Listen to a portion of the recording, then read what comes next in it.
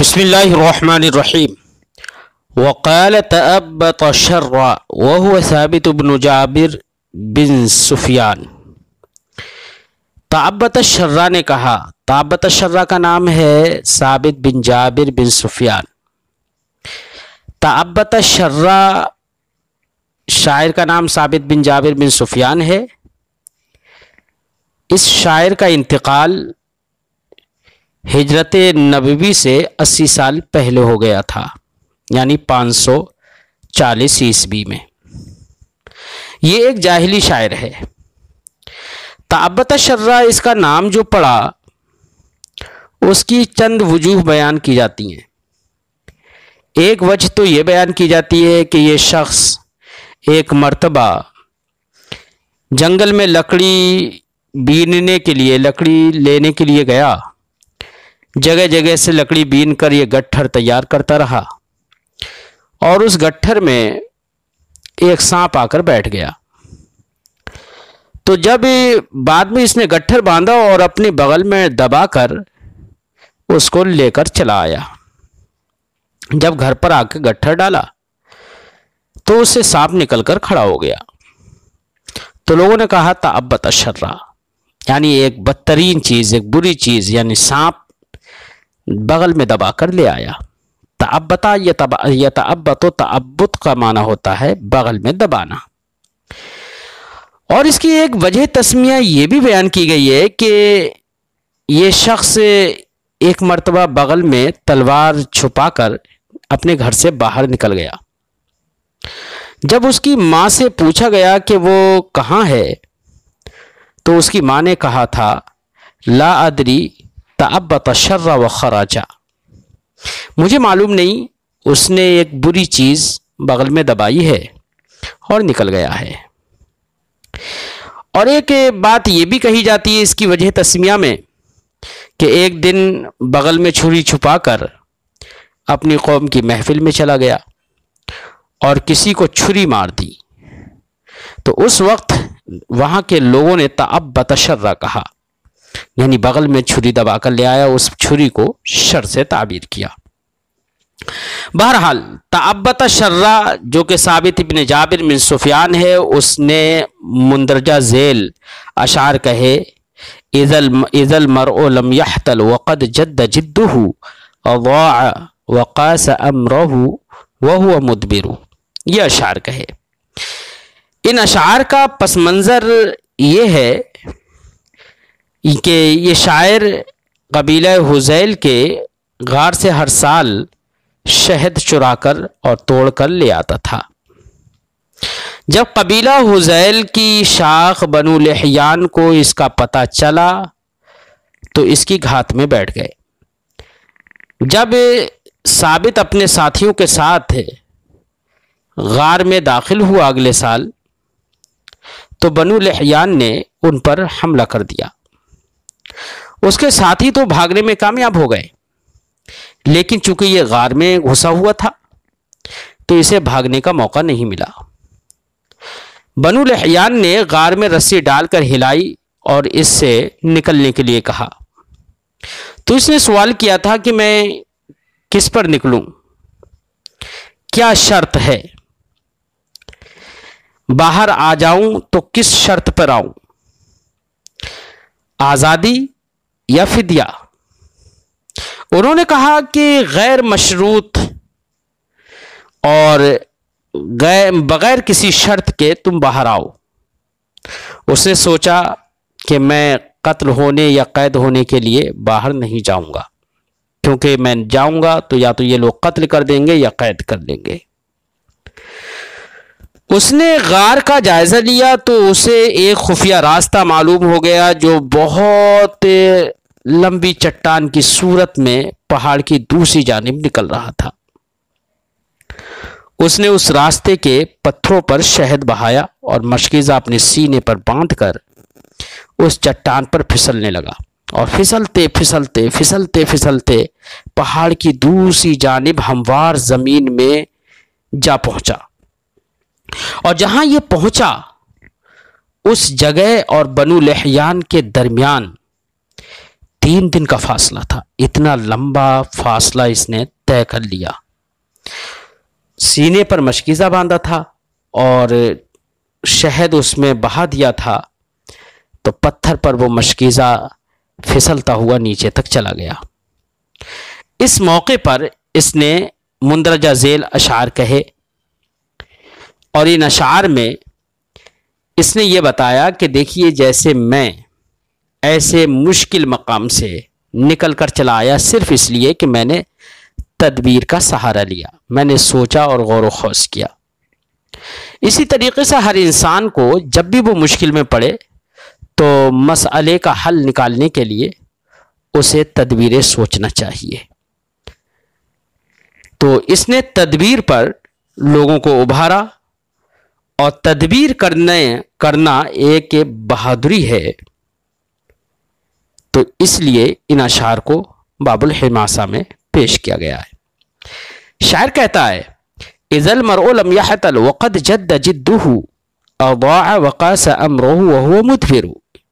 اذا المرء انسان، لم يحتل احتال يحتال، احتیال کا معنی ہوتا ہے تدبیر کرنا، حیلہ سازی کرنا. وقد جد جده، جد بمعنی اشتد، سخت ہو جانا.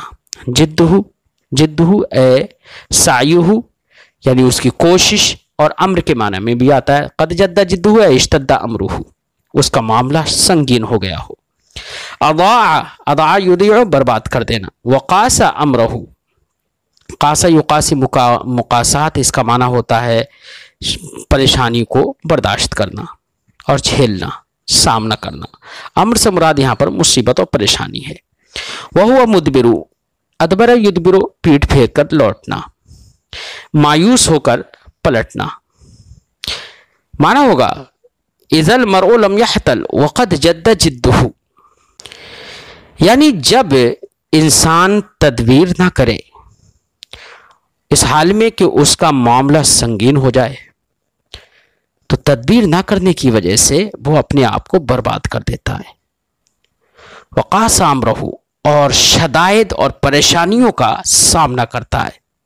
وہو مدبر، اور آخر میں ہوتا یہ ہے کہ وہ شکست کھا کر مایوس ہو کر لوٹ جاتا ہے.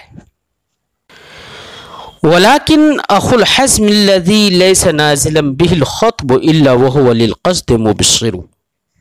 ولیکن یہ مخففہ ہے. اخو الحزم، الحزم کا معنی ہوتا ہے دور اندیشی اور عقل مندی. اخو الحزم دور اندیشی والا، اے مصاحب الحزم، دور اندیشی والا. الذی لیس نازلا به الخطب، الخطب کا معنی ہوتا ہے کرب و بلا، مصیبت. نازلا به، لیس نازلا به الخطب، الخطب یہ لیسا کا اسم ہے، نازلا به اس کی خبر ہے.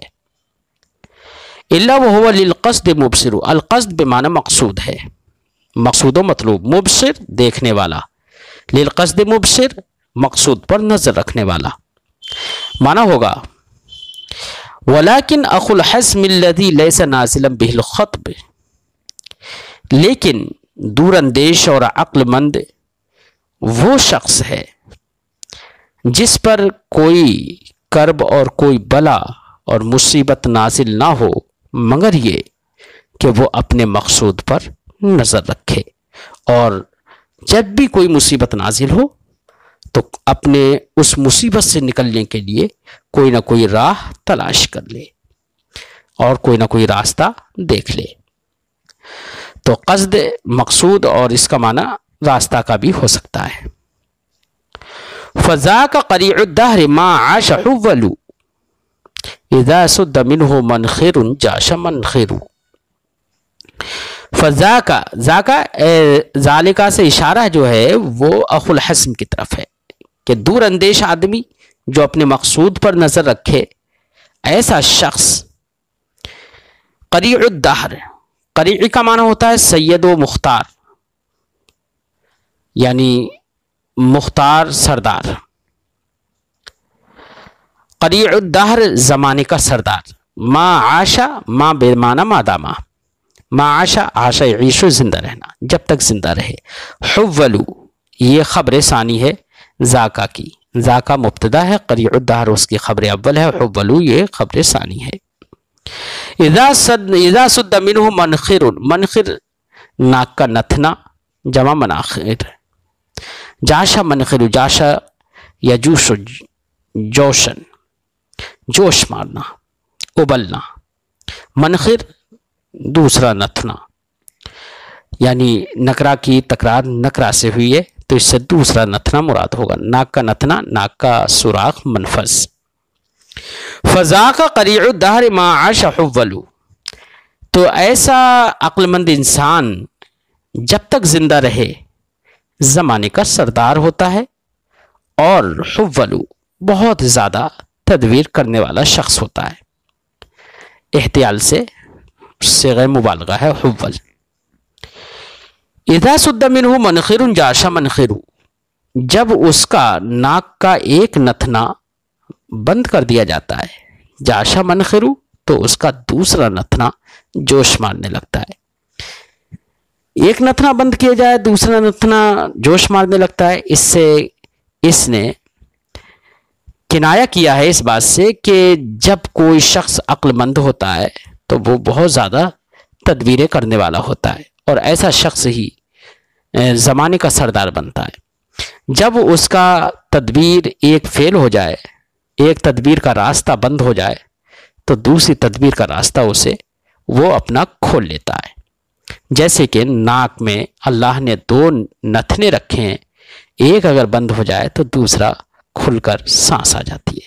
ایسے ہی آدمی کو اس سے سبق لینا چاہیے اور اسے سوچنا چاہیے کہ میں اپنی تدبیر کا راستہ کبھی بند نہ کروں۔ اقول للحیان وقد صفرت لهم وطابی ویوم ضیق الجحر معبر۔ اقول للحیان، اقول ہے تو صیغہ مضارع لیکن بے معنی قل تو ہے۔ یہ میں نے لحیان سے، بنو لحیان سے کہا، وقد یہ حالیہ ہے، واو حالیہ، وقد صفرت لہم، اس حال میں کہ ان کے لیے خالی ہو گیا وطابی، میرا برتن۔ وطاب برتن کو کہتے ہیں، صفرہ یصفرو کا معنی ہوتا ہے خالی ہو جانا۔ وقد صفرت لہم وطابی، میں نے بنو لحیان سے کہا اس حال میں کہ ان کے لیے میرا برتن خالی ہو چکا تھا۔ وَيَوْمِ ضَيِّقُ الْجُحْرِ مُعْبِرُ، اور میرا دن ایک تنگ سوراخ والا اور عیبدار بن چکا تھا۔ یہاں پر اس شعر کے اندر وطاب کا معنی برتن ہے، لیکن اس نے ہو سکتا ہے کہ یہاں پر اپنے دل کو تشبیہ دی ہو برتن سے، اور مشبہ کو حذف کر کے اس کا مشبہ بھی کا استعارہ مشبہ کے لیے کر لیا ہے، تو استعارہ تصریحیہ اصلیہ ہوگا۔ پھر اس میں معنی ہوگا میرے لیے، جبکہ ان کے لیے میرا برتن یعنی میرا دل خالی ہو چکا تھا، یعنی ان کی محبت سے میرا دل خالی ہو چکا تھا، اور انہوں نے چونکہ جو کام کیا میرے ساتھ اس کی وجہ سے میرے دل میں ان کے لیے محبت نہیں رہی تھی۔ اور ایسا بھی ہو سکتا ہے کہ یہاں پر وطاب سے مراد جسم ہو، اور لہم میں لام یہ سببیہ ہو۔ معنی ہوگا اس حال میں کہ ان کے سبب میرا جسم خالی ہو چکا تھا۔ اب جسم خالی ہوگا روح سے، تو معنی ہوگا کہ اس حال میں کہ میرا جسم روح سے خالی ہو چکا تھا، یعنی میں مرنے کے اور ہلاکت کے قریب ہو چکا تھا۔ یہ بھی معنی ہو سکتا ہے۔ اور ایک معنی یہ بھی ہو سکتا ہے کہ وطاب سے مراد شہد کا برتن ہو، اور معنی ہو کہ ان کے سبب میرا شہد کا برتن خالی ہو چکا تھا، کیونکہ اس نے سارا شہد بہا دیا تھا، اور میرا دن تنگ سوراخ والا اور عیبدار ہو چکا تھا۔ تو تنگ سوراخ والا اور عیبدار، اس سے اس نے کنایا کیا ہے اس بات سے کہ مجھے کوئی وہاں پر سہارا نہیں مل رہا تھا، کوئی رستگاری کا راستہ میرے لیے نہیں رہا تھا۔ تو ایسے حال میں نے بنو لحیان سے کہا، کیا کہا؟ ہما خطتا اما اسار و منہ و اما دم والقتل بالحر اجتر. کہہ رہا ہے کہ یہاں پر دو امر ہیں، دو خصلتیں ہیں. خطتا خطتانی، نون حذف کر دیا گیا ہے یہاں پر وزن شعری کی بنا پر. ہما خطتان، یہاں پر دو خصلتیں ہیں، دو معاملے ہیں. اما اسار و منہ، یا تو قید کرنا اور قید کرنے کے بعد بغیر پیسہ لیے دیے احسان کر کے چھوڑ دینا ایک. و اما دمن والقتل، و اما دمن یا خون ریزی، والقتل بالحر اجتر، اور قتل کرنا، اور قتل یہ شریف انسان کے زیادہ لائق ہے. یعنی کہنے کا مقصد یہ ہے کہ میں نے ان کے سامنے یہ دو باتیں رکھیں کہ بھئی میرے سامنے آج میں جب پھنسا ہوا ہوں تو میرے سامنے دو باتیں ہیں، یا تو مجھے قید کر لیا جائے، میں اپنے آپ کو آپ کے سامنے پابند سلاسل بنا دوں، اور پھر تم مجھے چھوڑ دو، احسان کرو. یہ احسان میرے اوپر آئے، یہ میرے لیے بڑی عجیب بات ہوگی. اور دوسرا معاملہ یہ ہے کہ مجھے قتل کر دیا جائے اور میری خون ریزی کر دی جائے. اور قتل کرنا کہہ رہا ہے کہ لیکن میں ایک چونکہ بہادر انسان ہوں، شریف انسان ہوں، اس لیے میرے لیے قتل تو زیادہ موزون ہے، لیکن میرے لیے غلام بننا، قید میں پڑ جانا، یہ بہتر نہیں ہے. وَأُخْرَى أُصَادِ النَّفْسَ عَنْهَا وَإِنَّهَا لَمَوْرِدُ حَزْمٍ إِنْ فَعَلْتُ وَمَصْدَرُ. کہہ رہا ہے کہ دو معاملے تو یہ ہیں سامنے، لیکن دونوں میں میرے لیے پریشانی ہے. قید میں بھی نہیں پڑنا چاہتا اور میں قتل بھی نہیں ہونا چاہتا تم جیسے لوگوں سے. ایک دوسرا معاملہ بھی ہے میرے سامنے. وَأُخْرَى، ایک دوسرا امر بھی ہے. اُصَادِ النَّفْسَ عَنْهَا، صادہ یصادی اس کا معنی ہوتا ہے مدافعت کرنا. اُصَادِ النَّفْسَ عَنْهَا، جس دوسرے معاملے سے میں اپنے آپ کو دور کر رہا ہوں. وَإِنَّهَا لَمَوْرِدُ حَزْمٍ، وہ دوسرا معاملہ واقعی ایک عقل مند اور دانشور اور ایک شریف انسان کے لیے حزم و عقل اور بردباری اور دانش مندی کا مورد اور مصدر ہے، یعنی سرچشمہ حزم و عقل ہے. ان فعلتو، اگر میں کروں، اور چونکہ میں عقل مند انسان ہوں، دور اندیش انسان ہوں، تو اگر میں نے وہ انجام دیا دوسرا امر جو میرے سامنے ہے، تو وہ ضرور میرے لیے عقل مندی کا مورد اور مصدر یعنی سرچشمہ ہوگا. کہہ رہا ہے یہاں پر ایک دوسرا معاملہ میرے لیے ہے سامنے، جس سے میں اپنے آپ کو بچا رہا ہوں، حالانکہ وہ معاملہ میرے لیے دور اندیشی کا سرچشمہ ہوگا. ان فعلتو، اگر میں اسے کروں. کیا ہے دوسرا معاملہ؟ اور اسی دوسرے معاملے کو اس نے ترجیح دی. کہا فرشت لہا صدری فضل عن الصفا. دوسرا معاملہ یہ تھا کہ میں نہ ان کے قید میں آؤں، نہ میں قتل کیا جاؤں، بلکہ تدبیر کر کے میں اپنے آپ کو بچا کر لے جاؤں. اور اسی کو اس نے انجام دیا کہ اب دوسرے معاملے کو انجام جو دیا اس نے، اسی کو بیان کر رہا ہے. کہہ رہا فرشت لہا صدری فضل عن الصفا بہ جوجوع عبل ومتن مخصر. فرشا یا فرشو کا معنی ہوتا ہے بچھا دینا. فرشت لہا، لہا ہا ضمیر کا مرجع وہی اخرى ہے، یعنی دوسرا امر. اسی دوسرے امر کے خاطر میں نے اپنے سینے کو بچھا دیا. فرشت لہا صدری فضل عن الصفا، فضل الصدر عن الصفا. الصفا کا معنی ہوتا ہے الحجر الاملس، چکنا پتھر، چٹان. اسی دوسرے امر کے لیے میں نے اپنے سینے کو بچھا دیا چٹان پر. فضل عن الصفا، تو وہ چکنے پتھر سے پھسلا، چکنے پتھر سے پھسلا. بہ جوجوع عبل ومتن مخصر، اس طور سے، اس حال میں کہ اس چکنے پتھر پر جوجوع عبل، ایک وسیع اور کشادہ سینہ تھا. جوجوع کا معنی ہوتا ہے ایسا کشاد، ایسی وسیع اور موٹی چیز جس کے دو حصے کیے جا سکتے ہوں، جس کے مطلب دو حصوں میں اسے پھاڑا جا سکتا ہو. اس سے کچھ مشاعر کا مقصود جو ہے وہ اپنے سینے کی وسعت اور سینے کی اور اپنی بہادری کو بتانا ہے۔ کہہ رہا ہے کہ اس سے بھی ضمیر کا مرجع صفا، یعنی اس چکنے پتھر پر ایک وسیع اور کشادہ چوڑا سینہ تھا۔ وہ متن مخصر، متن کا معنی ہوتا ہے مضبوط، مخصر کا معنی ہوتا ہے پتلی کمر، اور پتلی مضبوط کمر تھی۔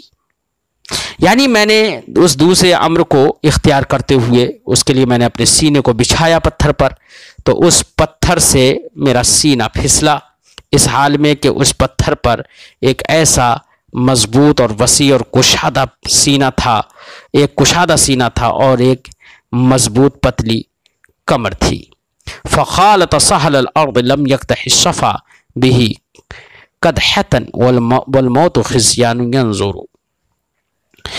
فخالط، خالط یخالط مخالطتاً کا معنی ہوتا ہے جا ملنا۔ سہل الارض کا معنی ہوتا ہے زمین، ہموار زمین۔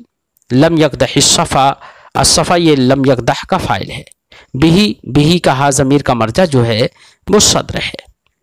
قدحتن کا یہ لم یقدح کا مفعول مطلق ہے۔